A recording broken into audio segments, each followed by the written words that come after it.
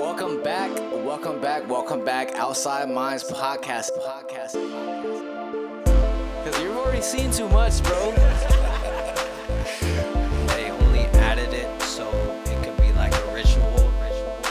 They're saying there's these, the end of times, right? There's all these signs. Do you think we would know? Like, do you think the general public would know this game?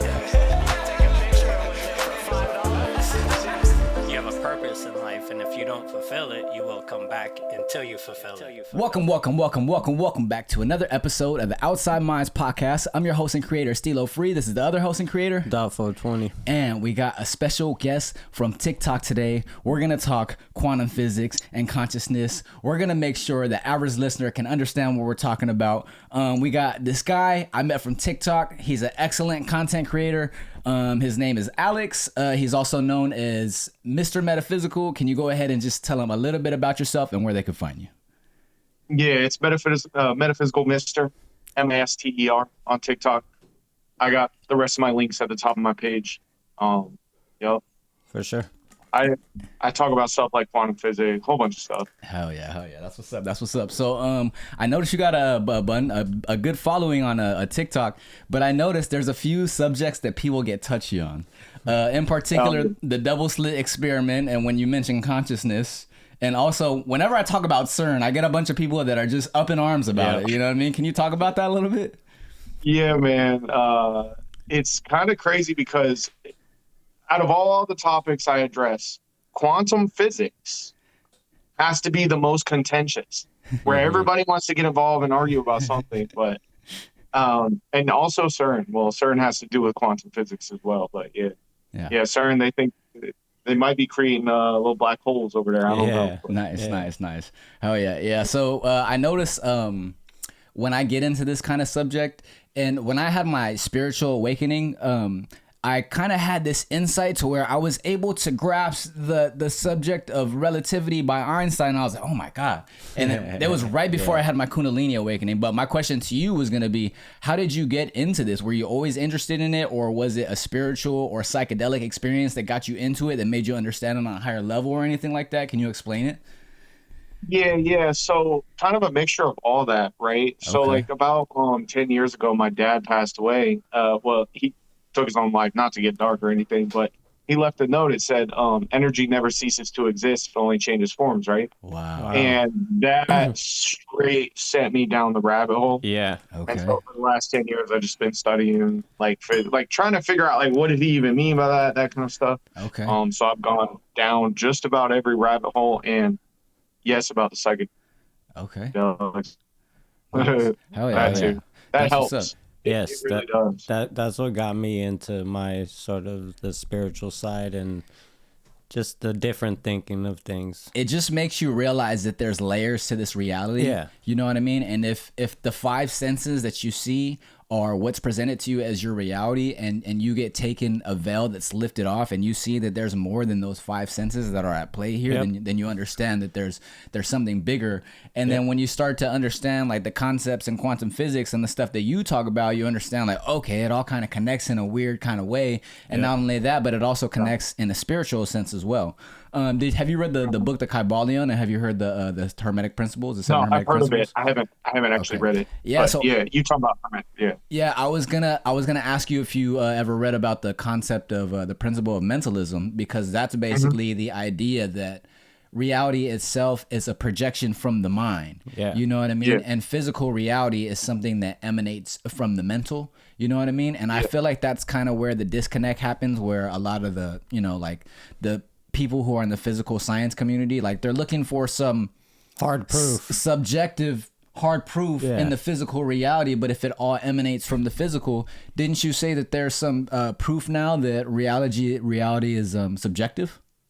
Yeah. So there's a lot. We could go down a lot of roads with that, but I would start by saying I am an idealist. I follow a philosophy by a guy named Bernardo Castro, analytical idealism, which is basically the principle of mentalism, just explained in modern terms with empirical support.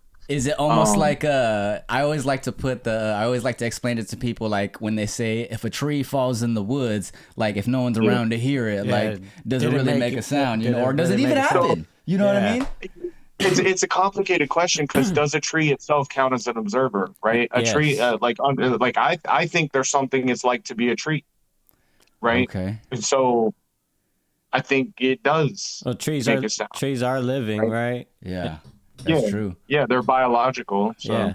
I mean, there is a philosophy. I forget who it is, but they do say, and it is part. I think I did read in the Kabbalion that they said every part of the physical world is conscious, even if it's an inanimate object. Even like rocks and plants and all that stuff have consciousness. But when you bring consciousness, say, into like the double slit experiment, like how often do people get like so upset? You know what I mean? It's so funny. Every single time. Yeah. Okay. The spiritual people, see, it goes extreme in both directions. One side, the physicalist, materialist, scientist side say consciousness has nothing to do with it.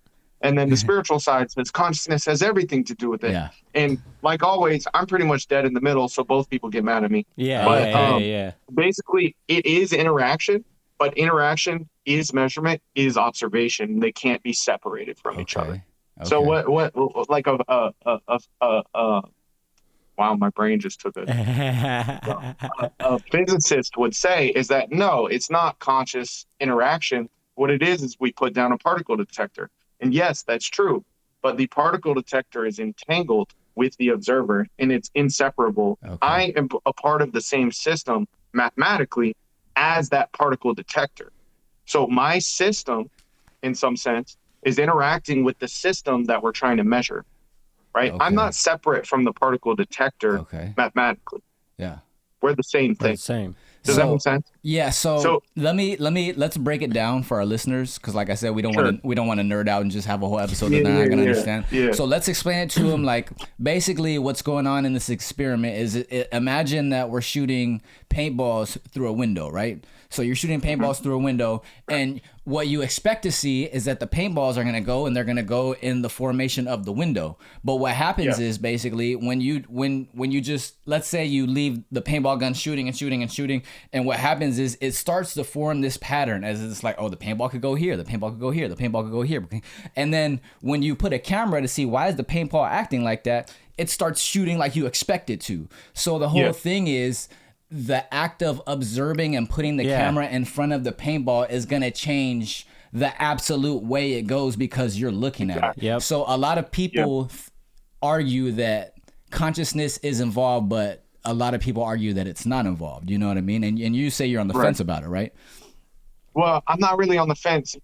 I would say consciousness is involved, right? But it's difficult to say to what extent, because you cannot separate consciousness out from any science in principle. Okay. It's impossible to separate because we do science through consciousness, including a measurement. Okay. That makes sense. That makes sense. So consciousness is involved. You can't separate it out. But and I'll just also say that what you refer to, how you put the camera down and it changes the behavior, it's called the observer effect. Yeah. This was not it was not an accident. People say, oh, it was a bad term, but it was not an accident. Like David Bohm knew exactly what he was doing back in the day.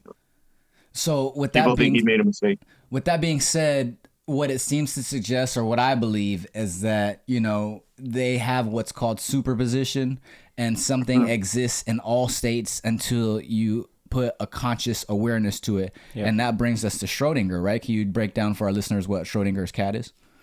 Yeah. So Schrodinger's cat was a thought experiment proposed by a guy named Erwin Schrodinger. And basically, there's a cat in a box, and there is a radioactive atom in the box with the cat. There's a Geiger counter in the box, and a Geiger counter is just something that detects radioactivity. So if the atom decays, it will set off the Geiger counter. If the Geiger counter goes off, it will trigger a chain reaction that smashes a vial of poison. So basically, right, if this atom decays, which it has a 50-50 chance of doing, essentially random, then the poison will get smashed, the cat will get unalived. Yeah. Right. I'm used to TikTok, so I say unalived. Yeah. So basically what the concept is, we have a cat in a box and we have this poison next to it, and you can think of it as rolling a dice that's 50 chance. If it's even or if it's odds, the cat's gonna live or the cat's gonna die. You know what I'm saying? So the thought experiment is that the cat exists in both states, right? until you look inside Yeah. and see what the result is. Exactly. Correct? Mathematically, they can describe the cat as being in what's called a superposition. So it's both alive and dead simultaneously. Yeah. Yeah, exactly. Nice. You know, Nice. until you open the box. Once you open the box, it's either one or the other. Yes. Yeah. Yeah. Nice. Nice. And Yeah. it's sort of paradoxical. So this is it's hard to understand. It doesn't really make a lot of sense in a like my fridge is not in a superposition, right? Like It's in a definite it position. doesn't really make Yeah. sense for a cat to be in a superposition. So this actually led to them developing the many worlds interpretation. And so they said when you open the box, one version of you opened the box and saw the cat was alive. And then another version. Another version of you saw the Yes. cat was dead. Yep. And they split off. So the argument to the many worlds interpretation is basically that reality is one reality and there's no split. There's not like a reality where I turn left and a reality where I turn right. It's just a reality in the direction that I turn, correct? Is that the argument against the many worlds interpretation? Can you repeat? Against the many worlds? Yeah, so like the two main ones, I guess, would be the many worlds and the Copenhagen interpretation. So the argument, the alternate view from many worlds would be that, yeah, there's only one outcome. Okay. You open the box, you collapse the superposition into one single definite state, and that's the only thing that exists from that point. Okay. Nice. So the way I think of it is it reminds me of, do you know about the cosmic dance statue that they have in front of CERN? Is that the one with the arms? Yeah, the Shiva statue. Yeah. So basically, it's the idea of non-duality in a higher dimension where all states exist at once until they collapse into a definite state. And I always think that, you know, if they didn't have that statue in front, they should have a statue of Schrodinger's cat. You know what I'm saying? Yeah. Because it's the way I see it is that they're saying that all states exist in the higher dimension until you observe one into the physical reality you're in, which is probably why all those deities that are in a higher dimension, they have multiple arms and stuff because they're, they can perceive omnipresence and they can perceive more than one timeline and more than one thing going on or whatever. You know what I'm saying? Yep. Yeah, man. It's for sure that you said that Shiva, right? Yeah. Yes. Yep. Statue. Yeah. It's for sure that the ancients knew something, man. Yeah. And that is a perfect metaphor for superposition. Yes. Like, Yeah. Absolutely. Well, I mean, it brings us to I wanted to say one of my favorite movies is Interstellar. You know what I'm saying? mine too. That's what I thought. That's what I thought. I was gonna tell you to talk about the Tesseract because that's kind of above space and time, and he's observing time in different space, like he's observing it in a different way in a higher position. So basically, I wanted to talk about, what was my notes on that?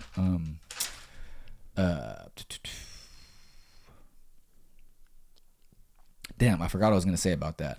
Tell me what you like about that movie. What I think about it. Yeah, well, the Tesseract. Well, I like the whole movie. It's a great movie, but the Tesseract scene is really cool.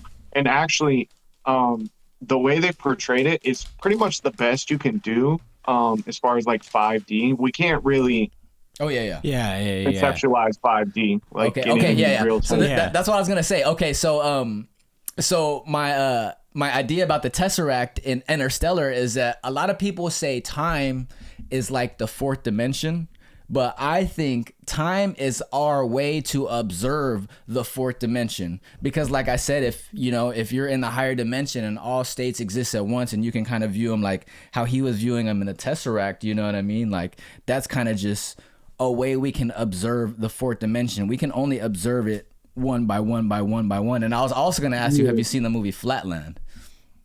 Yeah, I've seen Wait, it's a whole movie? I saw it's like a little cartoon, right? With Carl Sagan. Oh, I saw Carl Sagan's version of Flatland. Okay. Yeah. So it explains how lower dimensional entities see higher dimensional entities. You know what I mean? Right. Yeah. So the shapes come down. That's why like when people say time is like the fourth dimension, I'm like, no, time is the way that third dimensional beings see the fourth dimension. You know what I'm saying? Like, would you agree on that? Yeah, it's possible, man. Time is weird, and there's an open debate amongst physicists today on like what is time? Is it actually a thing or is it perceptual? Like they're asking this right now as we speak. Well, I mean, that brings us to Einstein because he proved that time, space, velocity, speed, mass, and all that are interconnected. You know what I mean? Can you talk about that a little bit?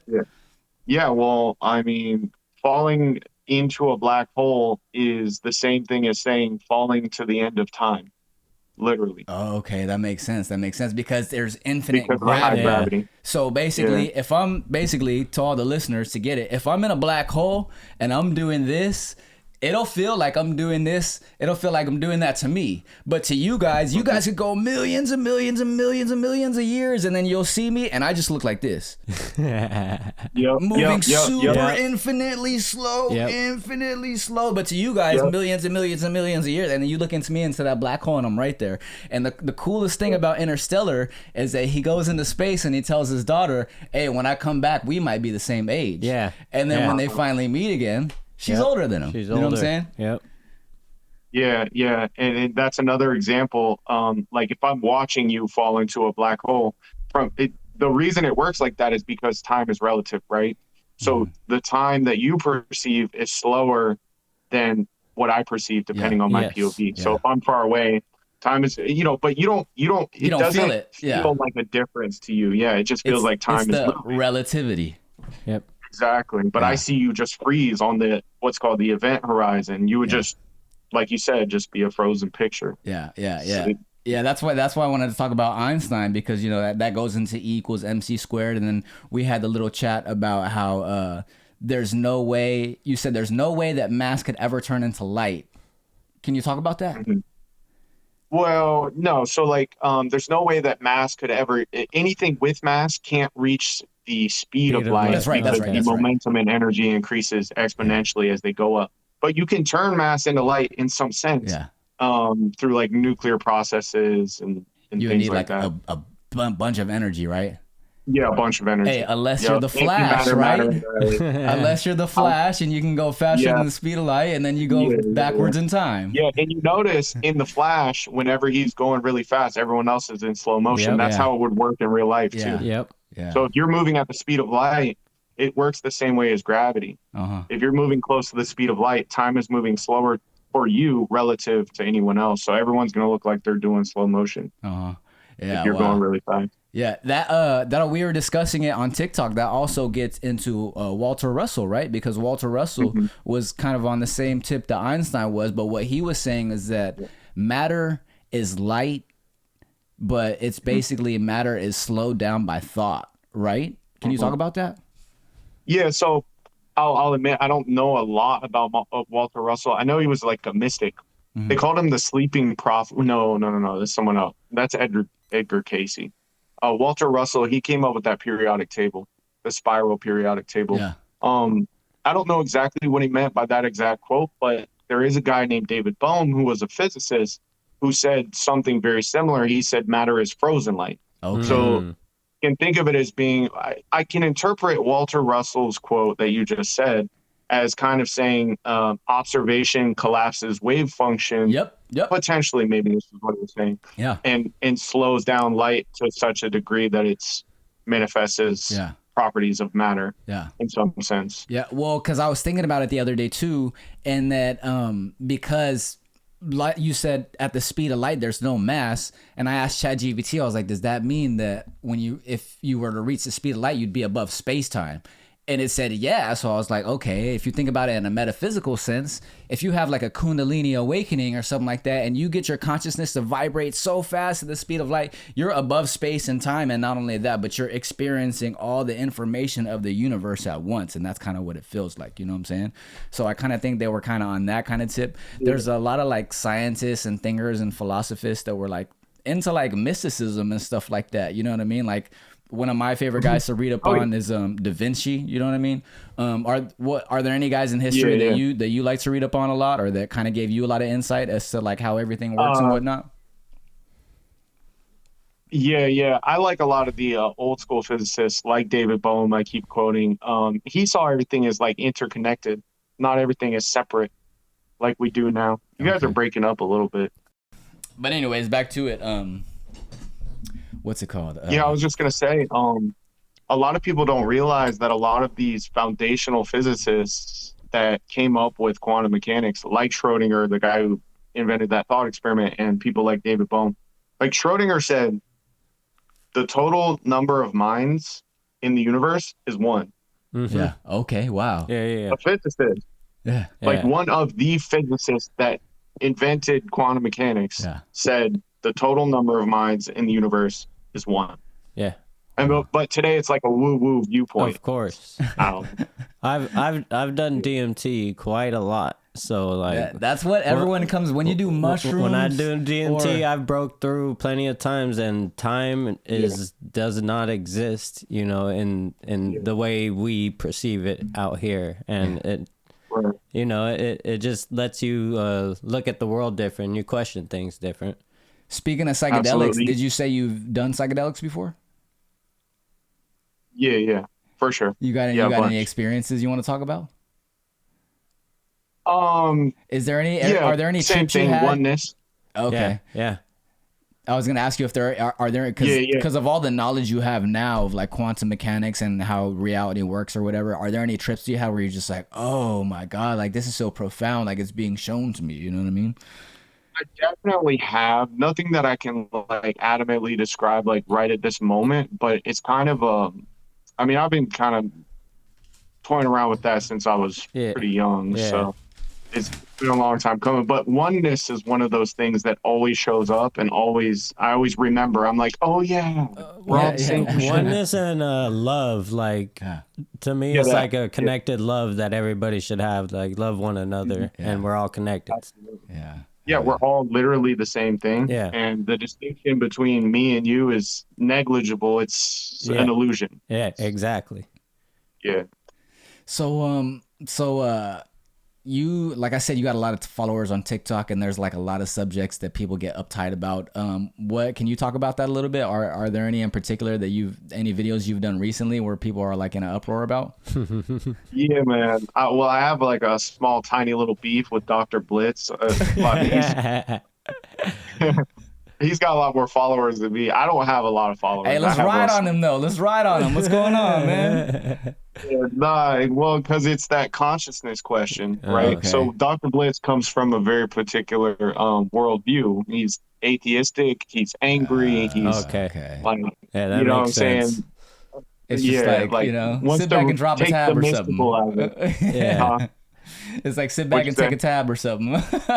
Yeah, for real. Like, just chill, man. It's not that serious. But I noticed like in the West here, we like to demystify everything to a point where everything is like without color, and I don't think it's always justified. So yeah, me and him got a little beef going on, and he likes to talk about philosophy when he's not a philosopher, and I'm not either. But I just feel like he should stick to science, and I don't know what else to say about that. Yeah.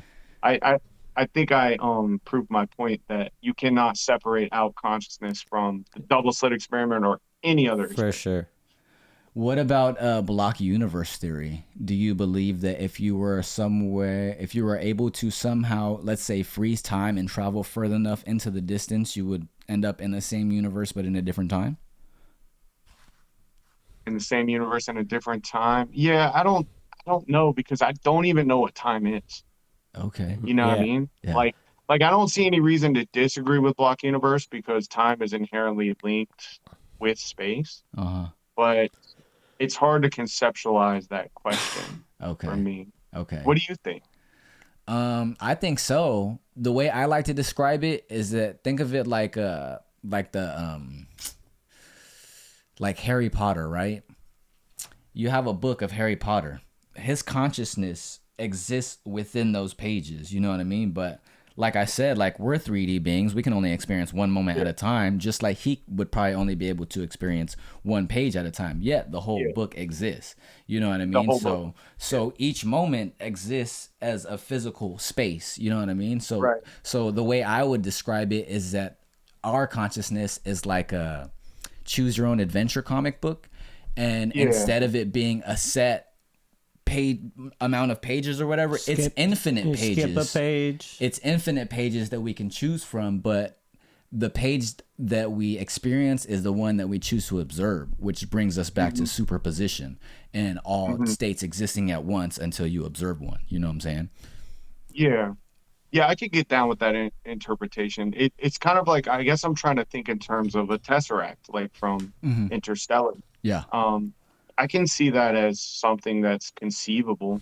I guess when you say if you were able, when you asked me if I was able to freeze time, if I was in a Tesseract, yes, I would say it's Okay. conceivable. Okay. Where Yeah. he's sorting Nice. through all of his daughter's whole Oh, timeline, Yeah. Oh, yeah. right? Just in her room.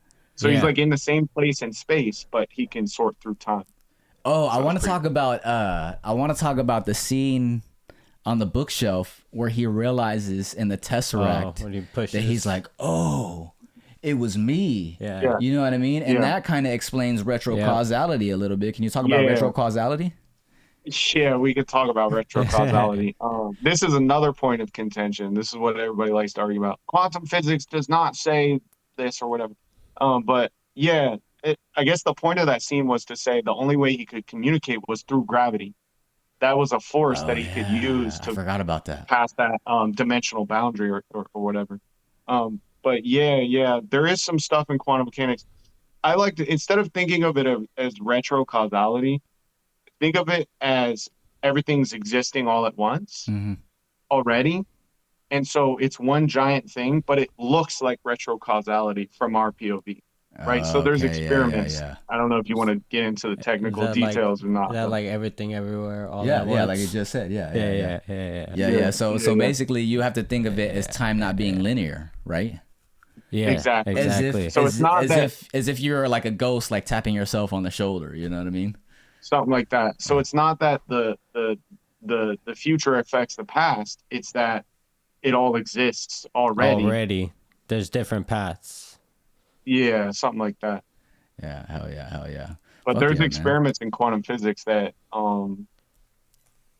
show apparent retrocausality, but I think it's really what we just described. Okay, fuck yeah. What other movies? Would you say are your favorite? Man, I haven't been watching too many movies here. I feel like since COVID, nothing's been Have the you same. watched Three Body Problem? I watched like the first episode. Oh, you but gotta check you it out. have You to gotta finish finish it, it. dude. Finish, especially you. You'll be into it, dude. You'll have to finish it. Yeah. Yeah. It's all about all Yeah, that I shit. will. It's about all of that stuff we just talked about. Hey, speaking I about know. Three Body Problem and Walter Russell, do you think Terrence Howard is an idiot or what? On Nah, this eve of spring equinox, we solved the three body problem, and I'd like to give it to you as a gift. Gift to the world. So I don't know. I don't know if he solved it or not. There's a chance he did. I didn't look into. I saw the video you're referring to, but I think he makes some good points. But I think he might be going about it in the wrong way. But I did watch a podcast with Terrence Howard and this Dr. Yuan Yeah. from NASA. Okay. They were on the PBD podcast or whatever. And it was a really good conversation. And this physicist agreed with Terrence on a lot of stuff that a lot of the features of some of our like scientific models are just wrong.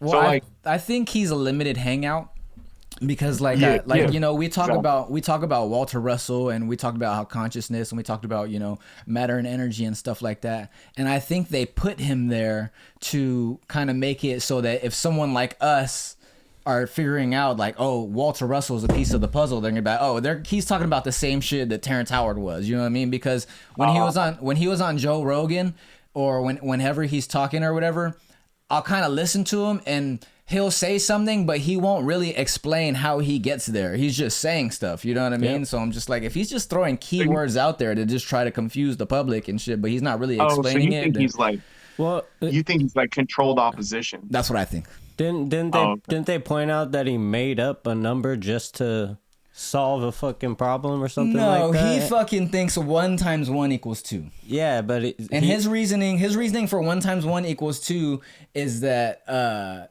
if a number times another number, it has to be more than whatever number it is. Yeah. So 1 × 1 can never equal 1. You know Yeah. what I mean? And he's like, oh, I made a whole fucking philosophy like built on that theory or something like that. And as soon as I heard that, I'm just like, okay, Yeah, like, you know, you're crazy. he Yeah. has a few screws I don't know missing. though.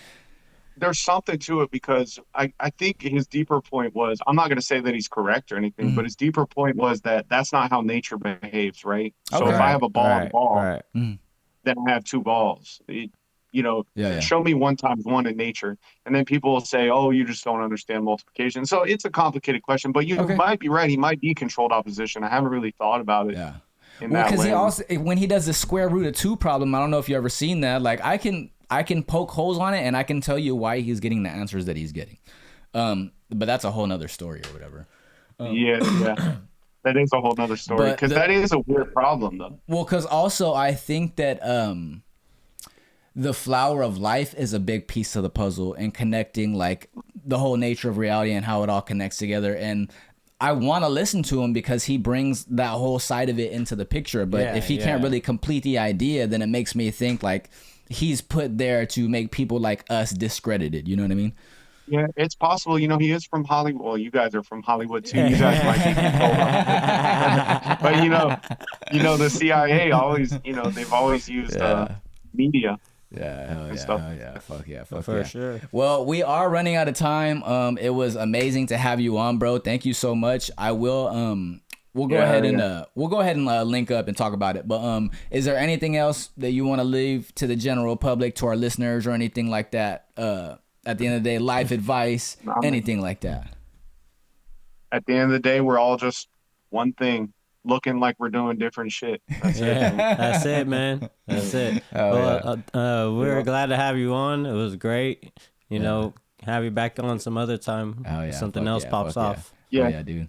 Oh yeah. So appreciate you guys. So appreciate you for coming on. Go ahead and let them know your screen name again, bro. Your handle for TikTok. Yeah, it's Metaphysical Mister on TikTok. Metaphysical Mister, MISTER. And then at the top of my page, I got the link to all my other socials. For sure. Thanks for coming on. Thank you guys for tuning in. Thank you guys for all the love. Thank you guys for all the likes and reposts and all the follows. Hit us up on Instagram. Hit us up on TikTok. Follow, subscribe. Hit us up on YouTube. We're the Outside Minds Podcast. I'm Stilo Free. This is my partner. 420. And we out. Peace.